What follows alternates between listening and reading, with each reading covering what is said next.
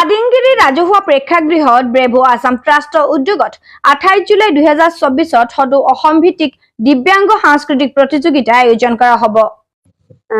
আমি যিবিলাক আমাৰ শিশু দিব্যাংগ শিশু বিশেষভাৱে সক্ষম তেওঁলোকৰ কাৰণে বিশেষ অনুষ্ঠানটো, কাৰণ আমি দেখা পাওঁ যে যিবিলাক নৰ্মেল ল'ৰা ছোৱালী আছে তেওঁলোকৰ প্ৰতিযোগিতাসমূহ অলিয়ে গলিয়ে পতা হয়।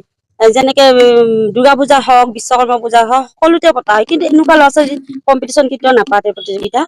আমি ভাবিছো আমাৰ স্কুলৰ ফালৰ পৰা যে তেনেকুৱা যদি প্ৰতিযোগিতা আমি পাতো, যিখিনি তেওঁলোকৰ প্ৰতিভা আছে সেইখিনি যাতে ওলাই আহে, সেইটোৱে আমি আশা কৰিছো আৰু সেইটো ভাবি পেলাই আমি এইখিনি আগবাঢ়িছো।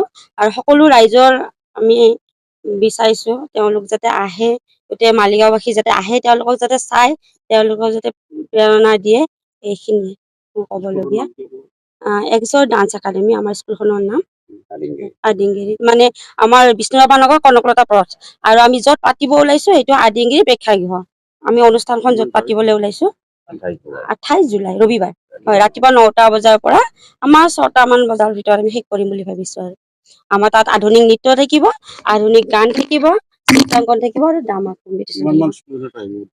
আমাৰ যোৱা বছৰটো প্ৰায় আমাৰ 100ৰ ওচৰা-ওচৰি হৈছিলে, এইবাৰো প্ৰায় হৈছে তেনেকুৱা, আৰু বেছিও হ'ব পাৰে, কিন্তু আমি টাইমটোও চাব লাগিব, সেইটো চাই।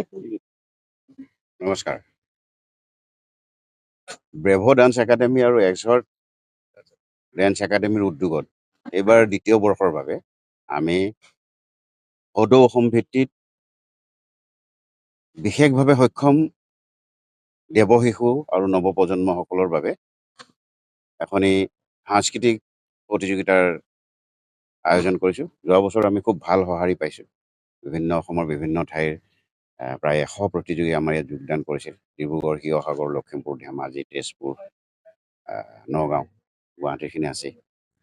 গতিকে এইবাৰো আমি তেনেকৈ 28 জুলাইৰ দিনা আমি এই প্ৰতিযোগিতা অনুষ্ঠিত কৰিবলৈ লৈছোঁ আমাৰ আদিংগিৰিৰ ৰাজহুৱা প্ৰেক্ষাগৃহ, 28 জুলাই ৰাতিপুৱা 9 বজাৰ পৰা।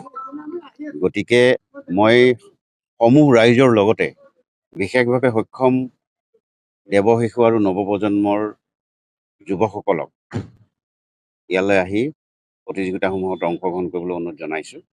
আপোনালোকে আহক, আমি যি পাৰোঁ, যিকেইজনৰ অৱস্থা খুব ধৰক আহিব নোৱাৰা কিবা তেনেকুৱা ধৰণৰ আমি কিছু বিশেষ এটা যিকণ পাৰোঁ আমাৰ সাধ্য অনুসাৰে আমি ব্যৱস্থা কৰিম, আপোনালোকক সহায় কৰিম। আপোনালোক আহিব, ৰাইজকো মই এই চেনেলৰ জৰিয়তে আহ্বান জনালোঁ। আৰু লগতে মোৰ এক্সৰ ডান্স একাডেমীৰ অধ্যক্ষা মহোদয়া আছে। এনেইতো আমি আচলতে আমাৰ তালৈ যোৱা বছৰটো যতীন বৰা আহিছিল, এইবাৰ ৰবি শৰ্মাও আহিব, যতীন বৰা আহিব, কিন্তু তেওঁলোক কোন সময়ত আহিব ক'ব নোৱাৰোঁ, তেওঁলোকৰ বিজি চিডিউল। কাশ্মীৰ শইকীয়া আহিব, তাৰপিছত আমাৰ ইয়াৰে গণ্যমান্য ব্যক্তি কিছু থাকিব, আৰু সাংস্কৃতিক দিশৰ কিছু মানুহৰ লগত আমি যোগাযোগ কৰিছোঁ। নামকেইটা এইকাৰণে ক'ব নোৱাৰোঁ যদি নাহে, কিন্তু যতীন বৰা আৰু ৰবি শৰ্মা কিন্তু আহিব। কোন মুহূৰ্তত আহে নাজানো, কিন্তু আহিব। নিউজ ডেস্ক ৰিপৰ্ট ইত্যাদি A to Z।